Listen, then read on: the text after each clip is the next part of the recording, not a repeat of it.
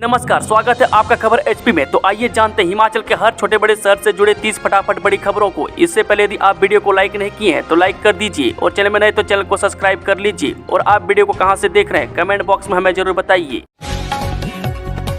400 किसान परिवारों को सस्ते ब्याज पर ऋण देगी सरकार। जी, हिमाचल प्रदेश में सरकार कृषि विभाग के माध्यम से 400 किसान परिवारों को सस्ते ब्याज पर ऋण देगी। यह ऋण किसान परिवारों को 3 से 4% ब्याज पर दिया जाएगा।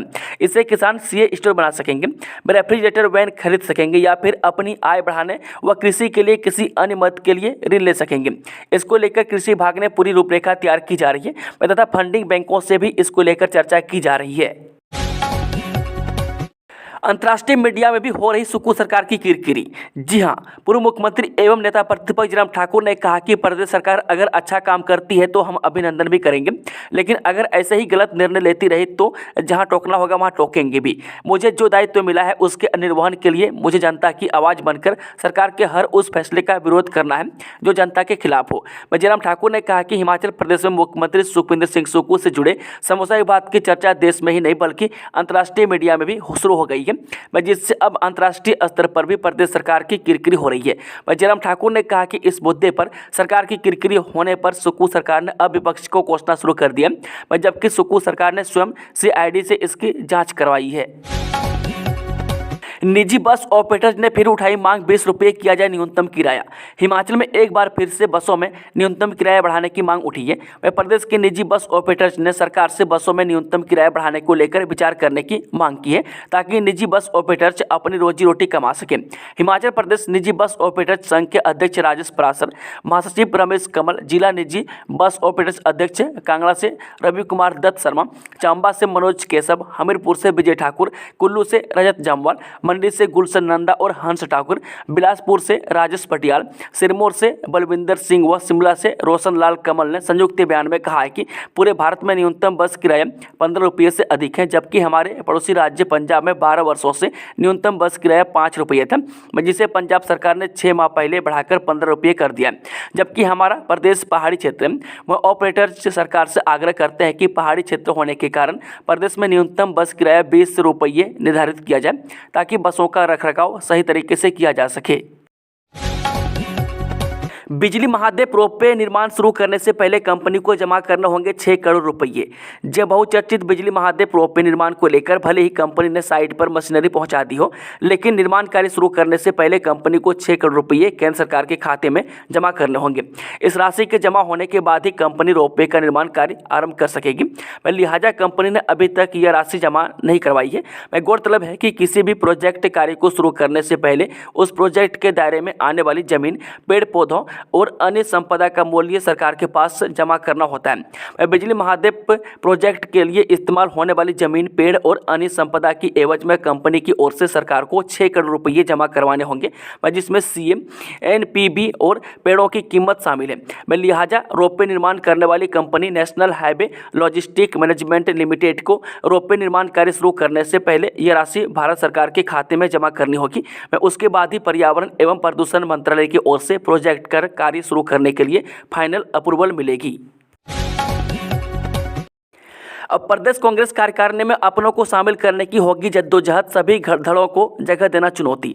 हिमाचल में कांग्रेस की कार्यकारिणी के गठन के लिए प्रक्रिया आरंभ हो गई है। वह पार्टी की नई कार्यकारिणी संतुलित होगी। एक तरफ क्षेत्रीय व जातीय संतुलन देखने को मिलेगा, वह दूसरी तरफ युवा और वरिष्ठ नेताओं की भी महत्वपूर्ण जिम्मेदारी रहेगी। वह संगठन के सूत्रों के अनुसार दिसंबर से पहले पार्टी की नई कार्यकारिणी घोषित कर दी जाएगी। टैटू बनाते सिरिंज से 9 फैले एचआईवी आर्टिस्टों को जारी होंगे निर्देश। जी हाँ, टैटू बनाने का क्रेज कहीं एचआईवी पॉजिटिव भी बना सकता है। इसके अलावा अगर टैटू आर्टिस्ट सुरक्षित और स्वच्छ तरीके से काम नहीं करता तो मुश्किलें और अधिक बढ़ सकती है। यही वजह है कि अब हिमाचल प्रदेश राज्य एड्स कंट्रोल सोसाइटी टैटू सेंटरों के आर्टिस्टों के साथ बैठक करेगी। प्रथम चरण में शिमला शहर के आर्टिस्टों का डाटा निकालकर उनके साथ बैठक की जाएगी। हिमाचल प्रदेश में बनेगी नई पंचायतें, सरकार ने डीसी से मांगे प्रस्ताव।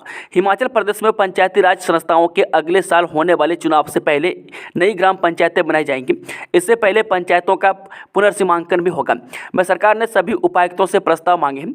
मैं अभी प्रदेश में 3615 ग्राम पंचायतें हैं। नई पंचायतें बनी तो कई पंचायतों की सीमाएं भी बदलेंगी और इनका नए सिरे से पुनर्सीमांकन भी किया जाएगा। डिपो में नहीं मिल रहा सरसों का तेल, बाजार से 200 रुपये लीटर तेल खरीदने को मजबूर लोग। हिमाचल प्रदेश में कमर तोड़ महंगाई के बीच लोगों को सस्ते राशन के डिपो में भी राहत नहीं मिल रही है।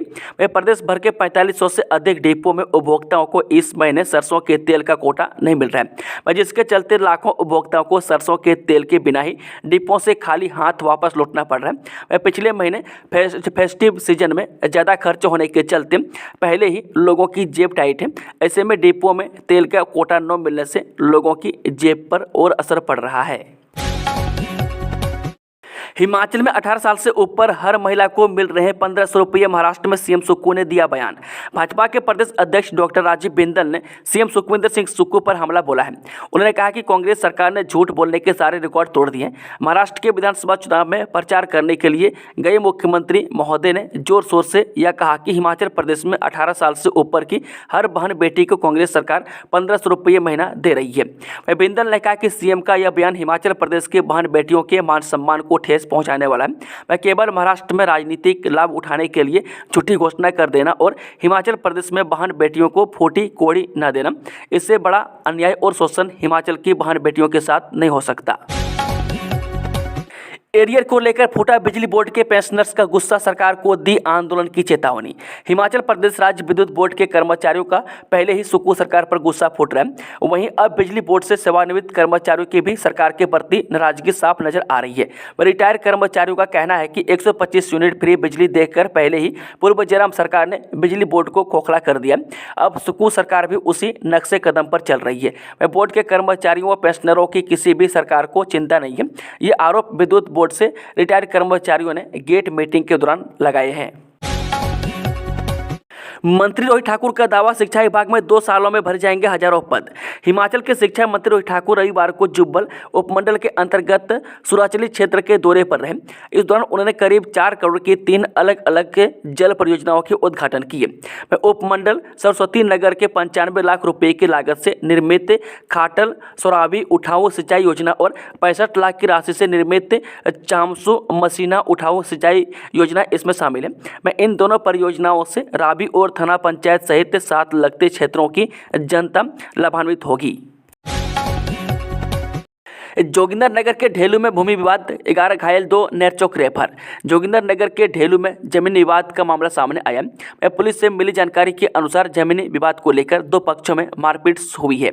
मारपीट में दोनों पक्षों के लगभग 1 दर्जन लोग घायल हुए, जिनमें 7 पुरुष और 4 महिलाएं शामिल हैं। घायलों में अरसाद, सलमा, सफीना, बसीरा बीबी, नूर मोहम्मद, आसिफ, दिल सफी, असलम, अकरम, मोहम्मद रफ़ी और मीना शामिल है। सभी घायलों का सिविल अस्पताल जोगिंदर नगर में उपचार चल रहा है। अरसाद और बसीरा बीबी की नाजुक हालत को देखते हुए उन्हें मेडिकल कॉलेज नेरचौक रेफर किया गया। सूचना मिलने पर पुलिस टीम ने मौके पर पहुंचकर मामला दर्ज कर जांच शुरू कर दी है। गड़ाबाग में 2 मंजिला मकान जलकर राख, लाखों का नुकसान। जी हां, शिमला की चेली पंचायत के गड़ाबाग में आग की घटना में 2 मंजिला मकान आग से जलकर राख हो गए। मकान में बने 8 कमरे जलकर खाक हो गए। हालांकि मकान में आग लगने के कारणों का अभी तक पता नहीं चल पाया। आग की घटना के दौरान एक गैस सिलेंडर भी फटा है। इसमें मकान में गैस लीक होने से आग पकड़ने की आशंका जताई जा रही है। गनीमत रही कि आग की इस घटना में कोई जानी नुकसान नहीं हुआ और न ही किसी व्यक्ति के आग में झुलसने की सूचना। हालांकि इस दौरान एक परिवार पूरी तरह से बेघर हो गया। आग की इस घटना में 10 लाख रुपए के नुकसान का अनुमान लगाया है। ग्रीन बोनस के लिए ताकत झोंकेगा हिमाचल, वन संपदा का नहीं मिल रहा आर्थिक लाभ। हिमाचल सरकार ने ग्रीन बोनस की डिमांड केंद्र के सामने यूं ही नहीं रखी है। इसके पीछे एक दूरगामी सोच है। मुख्यमंत्री सुक्खू ने नीति आयोग में बैठक के दौरान हिमाचल को जंगल बचाने के बदले ग्रीन बोनस देने की मांग की है। इसके बाद शिमला दौरे पर आए केंद्रीय ऊर्जा मंत्री मनोहर लाल खट्टर के सामने भी इस मांग को दोहराया गया। हालांकि सोनल में वित्त आयोग ने राज्य सरकार की इस डिमांड पर अभी फैसला लेना है, लेकिन इस डिमांड को उठाने के पीछे दो प्रमुख कारण हैं। वह पहला कारण यह है कि राज्य के पास वर्तमान में 3,20,000 करोड़ की वन संपदा है, लेकिन अपनी कमाई के लिए जंगलों का इस्तेमाल हिमाचल नहीं कर सकता। इसलिए जंगलों को बचाने के बदले ग्रीन बोनस की मांग की गई है। हिमाचल प्रदेश के मुख्यमंत्री की तस्वीरें बिना अनुमति के मीडिया को जारी नहीं की जाएगी। जी, हिमाचल प्रदेश के मुख्यमंत्री सुखविंदर सुक्खू की तस्वीरें सूचना एवं जनसंपर्क निदेशक की पूर्व अनुमति के बिना किसी भी विभाग या सरकारी एजेंसी द्वारा जारी नहीं की जाएंगी। में एक आदेश में कहा गया है कि यह प्रतिबंध विभागीय बैठकों, आधिकारिक कार्यक्रमों या सार्वजनिक समारोह के दौरान ली गई मुख्यमंत्री की तस्वीरों पर लागू होगा। पहाड़ों की रानी शिमला देश विदेश से आए पर्यटकों से हो रही गुलजार। जी हां, पहाड़ों की रानी शिमला रविवार को देश विदेश से आए पर्यटकों से गुलजार हो रही है। इस दौरान काफ़ी संख्या में पर्यटकों ने घूमने का लुत्फ उठाया।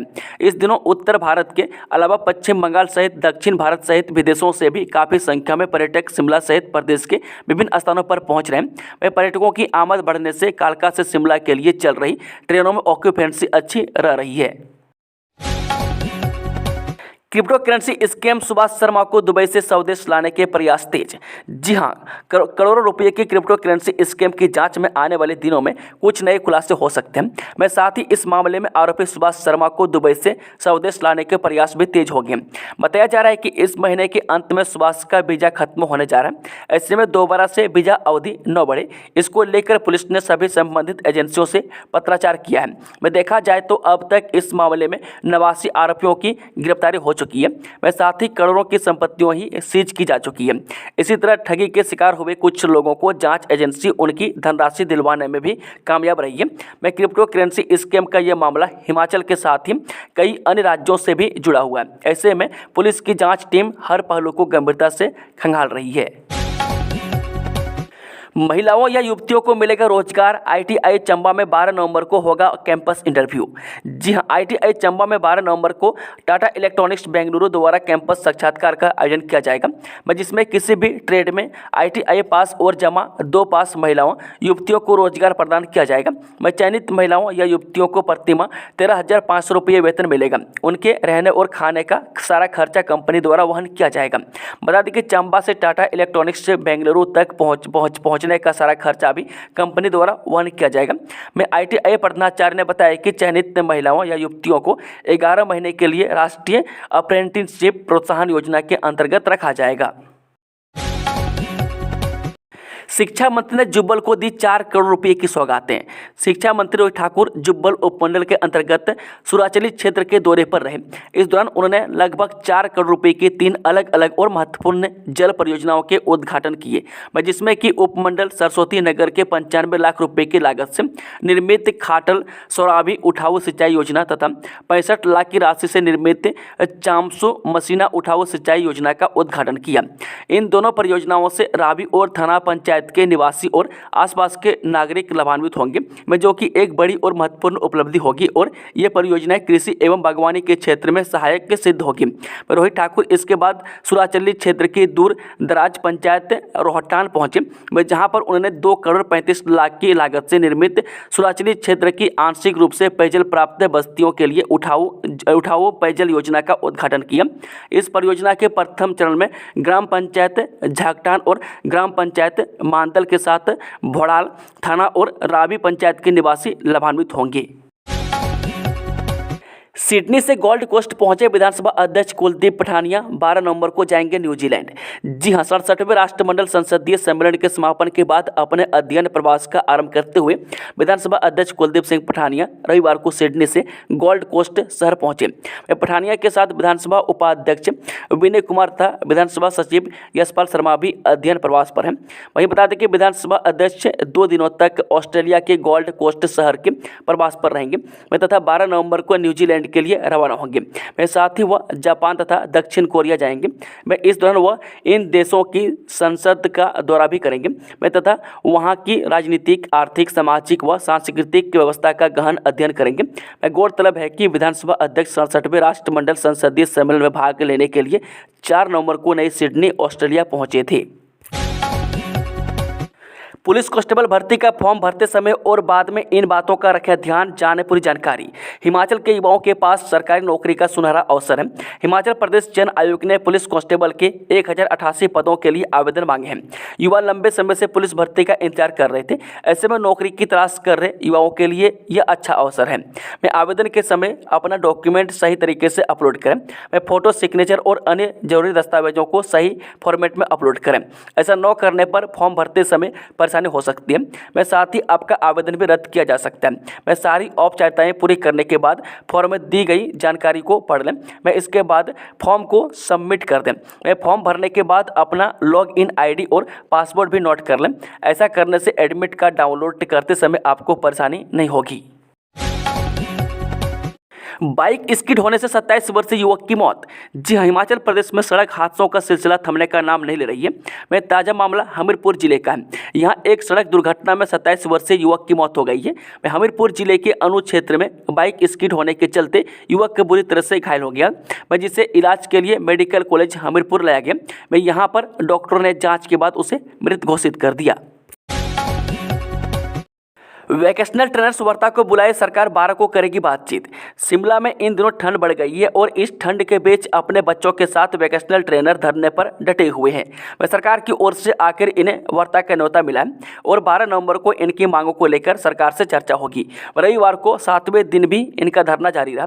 मैं जब तक सरकार से वार्ता सफल नहीं हो जाती तब तक यह लोग हटने वाले नहीं हैं।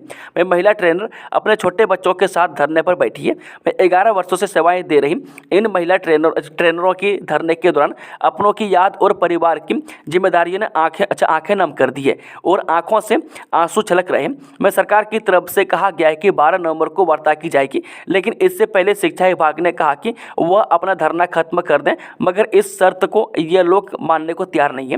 वैकेशनल शिक्षक संघ के महासचिव नीरज बंसल ने कहा कि उनका धरना 7 दिन जारी रहेगा। किसानों का कर्ज माफ, महिलाओं को हर महीने 2100। बीजेपी ने जारी किया संकल्प पत्र।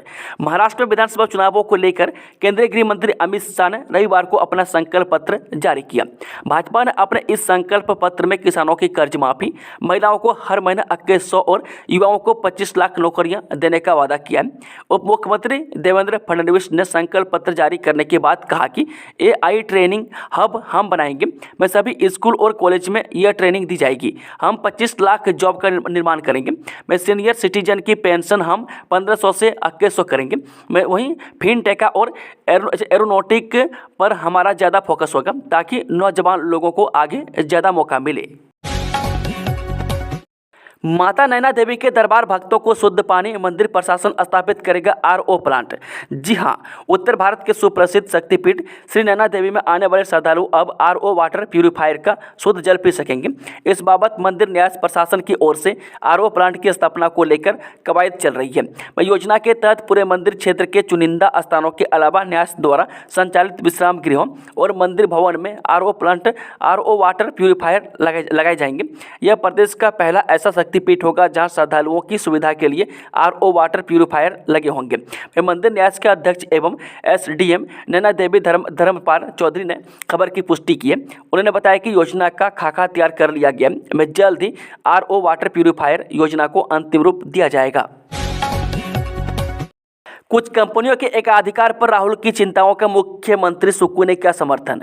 जी हां, मुख्यमंत्री सुखविंदर सुक्खू ने लोकसभा में तैनात प्रतिपक्ष और कांग्रेस के वरिष्ठ नेता राहुल गांधी द्वारा बाजार पर कुछ कंपनियों के एकाधिकार को लेकर जताई गई चिंताओं का पुरजोर समर्थन किया है। उन्होंने कहा है कि राहुल गांधी की यह चिंता केवल आलोचना नहीं है, बल्कि एक बड़े और आवश्यक परिवर्तन की मांग है। उन्होंने कहा कि कांग्रेस की विचारधारा हमेशा सभी नागरिकों को समान अवसर उपलब्ध करवाने, संसाधनों का समुचित वितरण सुनिश्चित करने और देश की आर्थिक संरचनाओं में जनहित को सर्वोपरि रखने की बात कही गई है। पीएम ने स्किल इंडिया से युवाओं के लिए स्वरोजगार की राह आसान की। जयराम ठाकुर बोले, करोड़ों लोग हुए आत्मनिर्भर। कौशल विकास एवं उद्यमिता मंत्रालय भारत सरकार के तहत चल रहे जन शिक्षण संस्थान मंडी के कौशल दीक्षा समारोह में पूर्व मुख्यमंत्री एवं नेता प्रतिपक्ष जयराम ठाकुर ने बतौर मुख्य अतिथि शिरकत की और उन्हें प्रमाण पत्र वितरित किए। सरस्वती विद्या मंदिर परिसर में हुए इस दीक्षा समारोह में प्रशिक्षुओं को संबोधित करते हुए कहा कि प्रधानमंत्री मोदी ने स्किल इंडिया की शुरुआत करके युवाओं के लिए स्वरोजगार व रोजगार की राह आसान की है। आज करोड़ों लोग स्वरोजगार से आत्मनिर्भर हुए हैं।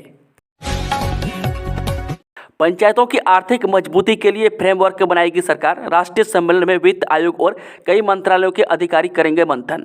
प्रधानमंत्री मोदी के मंत्र सबका साथ सबका विकास सबका प्रयास को केंद्र सरकार शासन व्यवस्था में भी धरातल पर उतारना चाहती है। इसी सोच के अनुरूप पंचायती राज संस्थाओं को आर्थिक रूप से सशक्त बनाने के लिए पंचायती राज मंत्रालय ने कमर कसी है। इस दिशा में पहल करते हुए मंत्रालय केंद्रीय वित्त आयोग के सहयोग से राज्य वित्त आयोग संबंधित मंत्रालयों और संस्थानों को सहभागी बनाते हुए 14 नवंबर को नई दिल्ली में वित्त आयोग सम्मेलन आयोजित करने जा रहा है। मैं इसमें विभिन्न पहलुओं पर अधिकारियों और विशेषज्ञों द्वारा जो मंथन किया जाएगा उसके आधार पर ग्रामीण स्थानीय निकायों को वित्तीय रूप से सशक्त बनाने के लिए फ्रेमवर्क तैयार किया जाएगा। जस्टिस संजीव खन्ना आज लेंगे सीजेआई की शपथ। ईवीएम समेत ये फैसले रहे चर्चा में।